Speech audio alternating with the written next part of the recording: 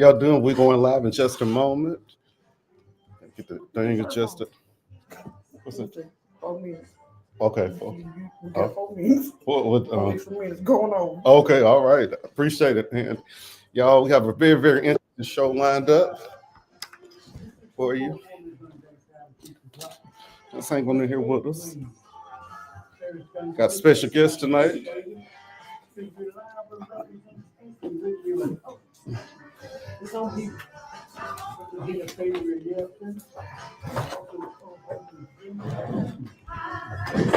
not time to go to studio beat.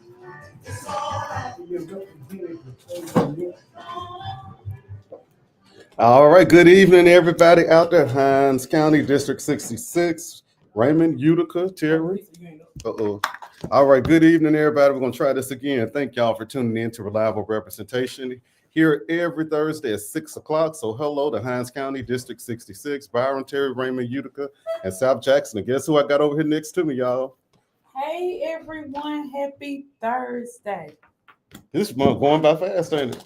We are, it's hot out there, too. It's burning up, Lord. Yes, you got sir. your fan? It's in my air conditioner in the truck. Oh, okay. That's what I see. So what we got going on, Ms. Bowman? And we have a special guest we're going to bring up in a little bit as well. How was your week? How was your weekend? It's been very eventful, nonetheless. Saturday, you was in the zoo, wasn't you? Absolutely. I got to return to my hometown, Yazoo City, for the 50th Yazoo Day celebration. It's like a big reunion where people come back from all parts of the country and come back and celebrate Yazoo City. And I was a guest speaker, and I told them, I said, growing up, my parents always talked about Yazoo Day, and I just saw it as an event where all the old folks came back to town to celebrate once a year. I said, when y'all called me to be the guest speaker, I guess I'm one of the old folks now. So I'm inducted. So I'm joining the I'm going to join. I'm going to join honorary. I'm going to get on there. But it was a great event. Got to see a lot of my former teachers, community leaders, and it was just really good to return home and show them the dividends from their investing. They invested in me several years ago, so they got to see their dividends. Or your lady here, Miss Darlene Wilson from Utica, Mississippi. Yes. Come on, Miss Darlene. We coming to see you soon when some of this heat get away. Brittany was asking about you earlier today. Now we told Miss Darlene she had to be the first one on here, and she beat Miss Mary Briley from Columbus, Ohio today. All right, Miss Darlene, we coming to see you when it cool off. It's just too high right now. Miss Briley, you're slipping, Miss Briley. Now come on now, Miss Briley, you got to be first next week. And hello to you over there, Mr. Anthony Oliphant up there in Madison. I sold his family their first home a few years ago. So definitely thank you and welcome to the show. Okay. So that was what we did Saturday. It was a nice event. Food was good, had lamb chops. We ain't used to lamb chops in years. We said you should have came. You the one that didn't want to come. Talking about, I think about it. When she says she think about it, y'all, that's a no. It's a no. It was hot, y'all. I was still out. He early. He want to get there early. Yeah, got to get there. He had his good clothes on. Yeah, gotta look nice for your people. Okay. Gotta go stepping up and looking good. So what else we got? What you think about the City Jackson first council meeting? It was interesting. Very much so. It was really interesting. And I found out as I called a few of the councilmen today just to kind of, pick their brains, see what was going on. They're going to start alternating. So they're going to do one morning and then one evening. So we should be able to catch the evening. Yeah, the next one. And I told her, I said, your schedule really doesn't work with mine, but the council means that's why I have to tune in online. And they said, don't worry, we're going to have many evenings now. So they call my bluff. So I got to go now. That's good. I'm ready. But that's good. But I'm very, very excited about the change in leadership. It's just a new momentum in the city. It's a new energy here. There are some people out there trying to pump negative stuff in there, and we're not going to let them do it. We're going to keep on smiling, and we're going to keep on supporting our mayor and his administration. That's the only way we're going to get things better is by being supportive and not just out here just dogging people out. If Jackson is so bad, then move, go somewhere else. It's in my motto. I mean, you can't stay somewhere and live here and say, oh, it's just bad, bad, bad. What can you do to improve it? What can you do to make it better? You can run for office. You can help work with your elected officials that are in office, but we have to be the solution and stop waiting on somebody to fix us. We got to fix ourselves. And hello to you, Miss Carol White from Chattanooga, Tennessee. All right. You got people statewide. So worldwide. We're international. International. What you talking about? Statewide, international. Y'all, please get this book for your patient. What were your thoughts on the council meeting? I thought it was very good. It was very productive. Some great things were talked about. I definitely like Mayor Horn's approach to the public comments. There were several people that got up for public comments, and he definitely said that he wanted to address them after the meeting.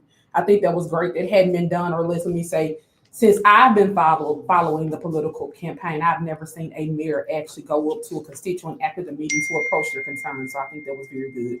That is true. I had a message come in just a moment ago. I was going to say, definitely, I'm very, very, very impressed with Councilman Kevin Parkinson. Oh, Kevin came up. He came and showed out. I knew that he was going to be a superstar when I first met him. That energy that he has, Yes. and he also has a newsletter he sends out after council meeting. Really? I got to sign up for it, like with the updates on it. But I'm very, very, very impressed. He looked like a veteran. Like it looks like he had been on the council for a term or two. So. Okay. Definitely excited. Hello to you there, Miss Marjorie Roberts, and my cousin, Constable Eddie A. Smith. Good evening to you. That's the constable. That's the law of in Yazoo County. Constable Eddie A. Smith. Okay. Yeah. Well, I do want to say special shout out to Mayor Horn. He definitely said he was releasing the chains off Chief Wade. So y'all do bad in Jackson, now you're gonna get got. I thought the sheriff might get you. Now y'all got the police chief on you. And I tell you, So- Chief Wade is ready. Listen, I saw him patrolling on the news. He was getting homeless people. I said, "What the world?" He was telling about the new law. I said, "Okay."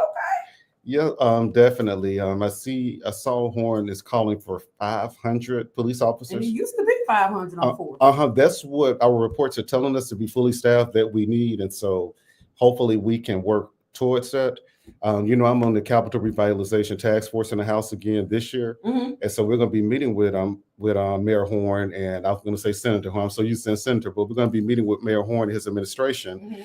and then maybe something we could talk about, like maybe an appropriation, so that we can get an adequate amount of police officers here in the city. So I'm very, very, very excited. Great. So it seems like we're gonna move what it is. South Hines County, there was a Democratic meeting, town hall, something the Democrats was talking about down on my side of town. What y'all down there doing? Absolutely. And want to say good evening to Sean Pope. Thank you for tuning in. We got everybody on here tonight. Yeah, it was yesterday, wasn't it? Day before yesterday? Mhm. Yeah, my days run together. I'm sorry. What day was the show? It was Tuesday. But yeah, it was a town hall meeting from the Hines County Democratic Party. And we had a very special guest, Congressman Benny Thompson was there to talk about things that are happening on the federal level. Had a pretty good turnout. One thing I want to say about our Hines County Democratic Party is I'm very pleased with the leadership. I'm pleased with the growth. We have a new executive director. And that's the state. I'm sorry, the state party. I'm proud of the state party as well as our county party. I see some positive things and things that they're doing that I really, really like. But one thing that we're going to have to do is we're going to have to be united. There's not unity, and I'm calling on our party to become unified. And when I say not unified, this event was held in District 63, which is represented by Representative Stephanie Foster, as she didn't even know about it. Nobody invited her, and so I, sent her the invitation so that she could be there.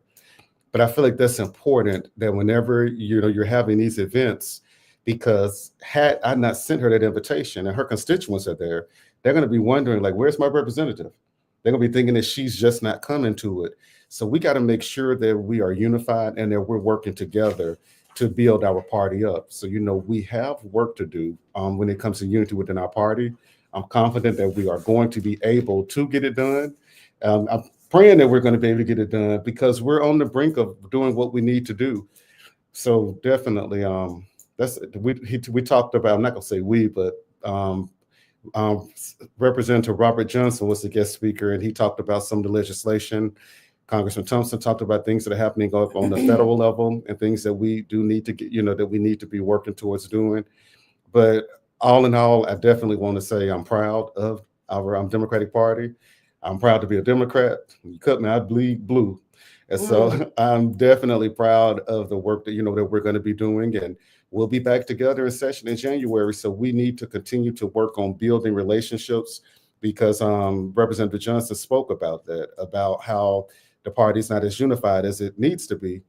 Well, that's a prime example of a disconnect in the party. If you're calling for unity, you have to lead by example. And you need to make sure if you're coming to a person's district that you have that person involved in some shape, form, or fashion. And there's no excuse. Representative Foster should have been there to welcome the people to, to a town hall meeting, in my opinion. But I'm gonna get off that soapbox and we're gonna move on and say hello to you, Ms. Blanche Walker. All right, moving on down the line. You all, if you're in South Jackson, there is a community meeting. Councilman Dr. Brian Brazil is hosting tonight at Tabernacle Church. That's at the corner of Sidewell Road and Highway 18. Yesterday, there was a bad shootout in Brook Hollow. They said about 50 to 100 rounds were shot into several neighbors' homes. And so I spoke with the president over there, Mr. Lee Unger, and so he said he's been asking for support. So you all tonight at 6 is already started, so I'm quite sure they'll be there probably an hour or two. Go out to that meeting. If you live in South Jackson, address your concerns. Make certain that you're being transparent and honest, because if those are your children or nieces or nephews that's out there doing it, then you need to let local officials know, because again, you have elderly people living in these communities, and these bullets can hit anybody. Thank God no one died. 50 to 100 rounds. It seems as if somebody should have been dead, but this was broad daylight at 4 p.m. And so that's again Sidewell, Raymond Road. That's all of those neighborhoods. My neighborhood of the Cedar Hills, Willowwood, Carriage Hills. All of those are over there. So definitely make certain that you attend this meeting tonight that Councilman Gazelle is having. And again, if you don't attend, then you don't have a reason to complain, because he called an emergency meeting because of this. So definitely see if you can get out to that. But I want to remind everybody, be vigilant. If you see something, say something about it. To the people over in Brook Hollow, I represent part of Brook Hollow, and I'm aware of what is going on, and we're keeping an eye on things. We're going to be, once again, talking to leadership in the House about what we need to do as far as crime. What can we do to help support the city of Jackson in their efforts to, fight crime. But this madness has to stop. I mean, when we look at this, with these past 2 weeks, we've had more murders in these past 2 weeks than we've had in any period of time this year. And so we have to do better. With our kids, parents, keep your eyes on your children.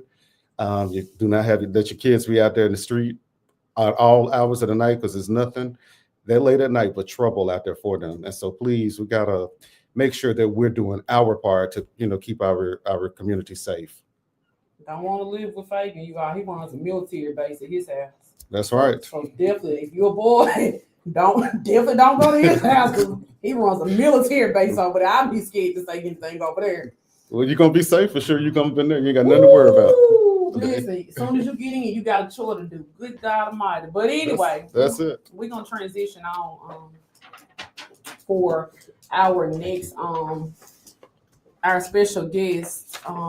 You got another church announcement. I got a church announcement. Yeah, from Deacon Jones.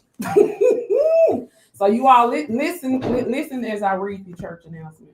Each one teach one. Saturday, July 19th, 2025, from 9 a.m. to 12 noon. This will be held at S. Woods Training Academy. That's 3906 I-55 South Frontage Road, Jackson, Mississippi. Bringing community elders together with community youth to transfer basic life skills missing in today's youth. Free and open to the public. If you would like to be a vendor, the fee is $50. Community volunteers are needed. Food trucks are welcome. You might want to tell Alderwoman Gibson to get down there. It says food trucks are welcome. Her rotel. Where her snow be is. We don't want her to say rotel. It's too hot for that grease. No, it's not. His back wide like mine. Okay, anyway, you all, call this number, 601-891-5611. I'll post it on our social media page as well to share out to those who would like to participate. Again, that's this Saturday from 9 a.m. to 12 noon. It's the S. Woods Training Academy down in South Jackson, Byram area. And Miss S. Woods, thank you. She's been up and running in our community, and she has been on fire just trying to give back to the community. So we appreciate everything that you're doing for our community. So thank you. And we're going to do whatever we can to support you. All right now. All right, announcement clerk. All right. So we're going to switch gears. I'm done with the announcements for now. Let somebody else text me and bring me one. We're going to switch gears and talk to our special guest. So he's not a special guest, but he is a special guest. So he's going to tell about himself, and we're going to dialogue a little bit tonight. So special guest, introduce yourself, tell people why you're here, what you're talking about, and all that good stuff. Right. Hello world, I'm James Hobson, owner of Hobson's Junk Removal. Owner of Hobson's Junk Removal. And from Brandon, Mississippi. Graduated from Brandon, live out in Madison County at the present moment. So just want to come on and just talk about some of the things that I have going on right now. Whatever Ms. Bowman may ask me. Okay, so you say you from the other side of the train tracks, Rankin County, Madison County. Right. I guess we okay with them type of people, but okay. You call it, they said the land of milk and honey or something. I don't know what they call that over there. I just stay over here in Hines. Okay, so let's go here. Mhm. So you've been cleaning up Jackson for free. Am I correct? Correct. Pretty much. Yeah. Okay, you've been cleaning up for free. Okay, so your business is the driving force for your story in essence. Yeah. Okay. So tell us a little bit about your story, what you have going on, or what's been going on with you lately with your story that you're working on. Well, without getting into any specifics of anything, I've been carrying like a little burden for the last 20 years that happened to me. And unfortunately, you know, it in the beginning, it caused a lot of grief, hurt, and pain. But over the years, I've kind of weathered it a little bit. And at this stage, at this point, to have 3 of the best lawyers in the state of Mississippi working on my situation is a blessing. Okay. So, Representative Nelson, I kind of want to dive into the situation we were talking about, the mom who has not had her child in about 3 years, correct? Okay, that's a Hines County case. It's a Hines County Okay, so Chancery Court case. Hines County Chancery Court case. Mhm. And so Mr. Hobson had an issue with Rankin County for an alleged incident for a crime that he did not commit. So that's similar to Hines County. So this mother has been able to see her child. She's provided the evidence showing where the child needs to be with her, but the Hines County Chancery Court judge, am I correct? That's correct. Okay, she would not give the mom custody of this child or even visitation rights. She will not let this mother have a Zoom conversation with her child. Oh, 3 years. Okay, so that goes back to Mr. Hobson. 20 years, no evidence, been convicted of a crime. They can't find anything, but they say that he's guilty. So that goes back to, we want to go here, ineffective leadership. Would that be the correct word for that? Yeah, it would. Come on with it. Okay. So ineffective leadership, we already knew it was going on some sort in Hines County, but definitely not at that level for the Hines County Chancery Court judge. And we're finding now, since she's speaking out about it, we're finding a lot of other issues similar to hers. Wow. You know, we all keep y'all seatbelt on because it's going to really get rocked up. It's going to get shook up really soon because this mother has gone through everything possible, all proper legal channels, and the door keeps getting closed on her. We tried to help her do everything she can do. So she's getting civil rights attorneys involved. I love it. Because her rights have been violated.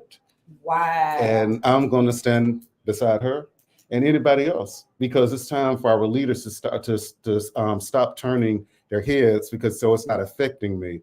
But you were chosen to be a leader for a reason. And so when you're a leader, you have a voice and you got to use your voice.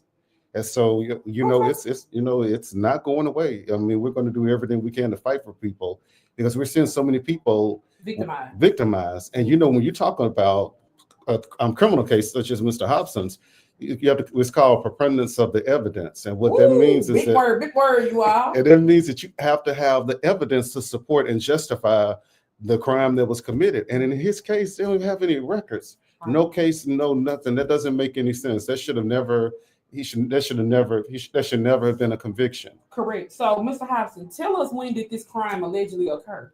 Allegedly back in 2006, 2007. Okay, so 2006, 2007, you were allegedly convicted of a crime. Correct. So tell me this, you were allegedly convicted, no evidence. When you went to court, they didn't have anything to prove that you committed this crime. Am I correct? Nothing. Not even at this point from what my lawyers have found out, there's not even a victim statement. Okay. And so this happened in Rankin County. And how long did you serve in jail? 3 years. 3 years. So what was the total sentence originally? The original sentence was 10 years, 7 suspended, and I served 3. 3. Okay, and 3 years. So let me ask this, because I know Rankin County different from Hines County. How much was your bond? The city of Brandon gave me a bond of $1 million like I was a murderer. $1 million now. That goes back to the Scott sisters who stole the candy or something. Right? Stop. You get on my nerves. I'm just saying that. $1 million? $1 million, but check this out. There were some teenagers that murder over on Cooper Road. I think it was like four teenagers. Mhm. One of them bond is $300,000, and the other 4 bond is $30,000. Murder. Murder, and you say, hold on, I got to write this down. It was about three. It was Let me write these it was a numbers few down. $100,000. I'm not sure how much. 300, But the other 3 had a $30,000. and you to kill somebody. To kill somebody. They left a young man laying dead in the street bleeding, and those are the kind of the amount of the bonds that they received. Okay. But Mr. Hobson had no evidence, and you got $1 million bond. $1 million. Okay, so that sounds like civil rights right there, right? It And does. injustice. It is. Okay, I'm just making sure. So $1 million bond. So once you find that you had $1 million bond, ain't black folks got nothing they can put up to even. Big Mama house. Right, say nobody putting that up for $1 million. So what was your take on it when you found out you was standing in front of all Caucasian, Right. all Caucasian platform with $1 million? I mean, I was hurt because I knew my family, we didn't have it. You know, we didn't have that to spend or to get me out with. But I knew it was a purpose behind the $1 million bond. They didn't want me to get out. They wanted me to stay in jail. Okay. And I think if I'm correct, you used to be in law enforcement, correct? Yes, I was a JPD officer for about 1.5 to 2 years. Then I transferred to Brandon for another 2 years. Wow. Okay. But now recently, So were you officer at the time of the incident? I had left 6 months prior because Wow. of other issues that were going on that I was facing within Brandon Police Department.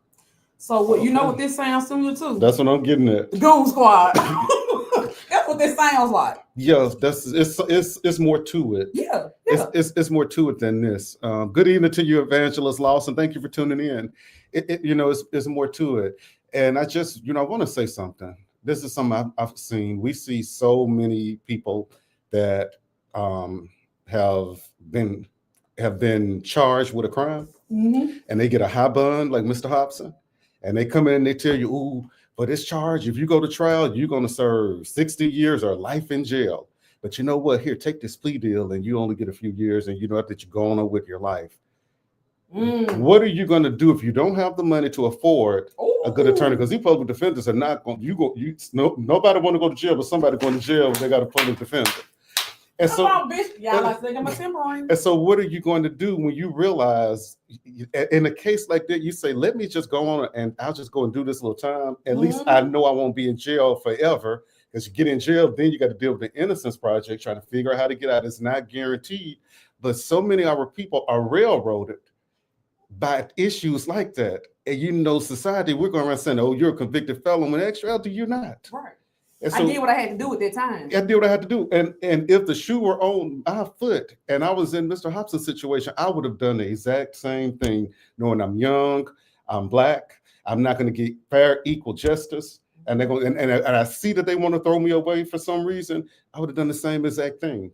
So at that time, did you have a family? Yes, I had just got married not too long.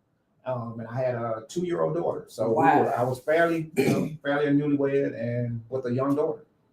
Wow. So went to court, $1 million bond, Caucasian standing in front of you, telling you either what were the choices? Any choices put on the table? Well, to back it up a little bit, the public defender that I was using, I'm not gonna say any names, but the public defender that I was using, he only came to see me 2 to 3 times in about a 7 to 8 month span. So I knew he wasn't fighting for me.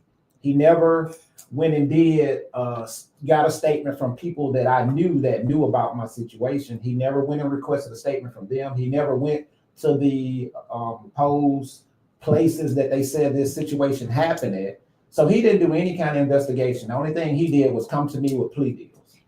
Did he try to ever get a bond reduction? He tried, and when we did go, they reduced my bond from $1 million to $500,000. So I had no chance. That's automatic a death sentence, a life sentence, because $1 million to 500,000. What black person has that type of money where you can say, hey, I can put this up, or like you said, Big Mama house, we can put up the land. So we can. I mean, it's not feasible. I would have rather say, well, we'll go up to 2 million. If you're going down to 500,000, I mean, just go on around and on off, go on up. I mean, that's things like that. That's it's ridiculous. It is. It's ridiculous, and without really going too deep into it. But I know what the conviction was, and it was not. Correct. It was not $1 million. It was not $1 million conviction. No. If I'm like you, knowing the conviction, and you telling me somebody murdered somebody and they got 330, and you telling me his conviction, you go from $1 million to 500. Yeah, that sounds like some injustices. And so we need to look at is we need an equilibrium. Because here we're going Hinds County, we're giving light sentences. Rankin Madison, we're giving outrageous sentences. We need to get on the same path where we're giving where we're giving things. That's why we have things happening in Hinds County, because they know, I'll go there and go shoot up a place and I'll be out of jail by noon tomorrow with a low bond. Correct. We got to stop doing it. And what we've seen in Hinds County time after time, people will be out on bond and they'll go and commit other crimes. So that carries me to my next question, Mr. Hobson. So, Mr. Hobson, you've been out in society, working, doing great. You all. Now he was picking up trash for free, y'all, in Jackson, but Trump said the tariffs going up. So now if you want your trash picked up, you're gonna have to add a little more money to that if you want your trash picked up. But now so you got out, reacclimated to society, trying to get yourself back together. Not because the statistics are when people come out, they usually return, right? The recidivism rate is, I want to say, 77%. But you haven't been back to prison. Nowhere near. Okay, hadn't been back, and so these are the type of going back to the other story that we're working on. This goes back to the civil injustices people are receiving, and you have people who are in authority to help people, and they choose not to.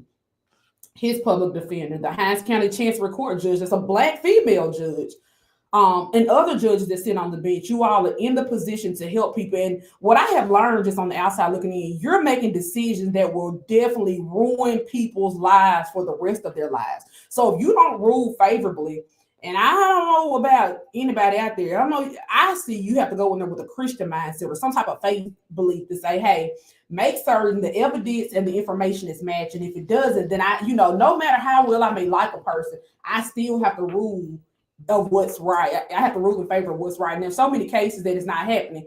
To your situation, a young lady, I just couldn't imagine me without my child 3 months, 3 weeks, never less 3 years. Or 3 days and nobody took your child like that. Correct. You don't know where your child is. But one thing that I do want to say to these judges that are doing these things, you sit high on that bench, but it's somebody that sit much higher than you, and you are going to have to answer for what you're doing one of these days. You might think it's funny, you might think it's cute, and you run around in your social circles, and you're thinking you're all this and you're all that, but you're going to pay for these things that you're doing where you are harming people and hurting people like that. And I'm going to speak up about it. And that's the reason why when Mr. Hobson brought his story, and I wanted to make certain that it was heard, because a lot of times we judge people off what we see and not what we actually know. So it's always observation, opinion based. It's never all facts. And so you're sometimes you're on the outside looking in, judging people, and you have no idea what they had to go through or the reason why they did what they did. And so reached out. He's been reaching out to several news media platforms to share his story. They've been kind of lackadaisical, but I believe that we know it's coming out. Right, it's coming out. Right. It's just a slow snail process, but it's maneuvering in the right direction. So I do want to say this to allude to your comment. I don't know if you all remember, but Emmett Till's mom cried, and she said that she wanted to know what happened to her son. And our former governor, Phil Bryant's sister, auntie, whatever she was, had demons. Carolyn Bryant. The demons were attacking her so bad she wanted to die and couldn't get out of here until she confessed what she had done. What? Yes. And she said that Emmett Till never did whistle at her. That man was brutalized, mutilated. His mom left the casket open because she wanted the world to see how he was abused, what happened to him in Mississippi, all based on a lie. This goes back to Mr. Hobson's situation.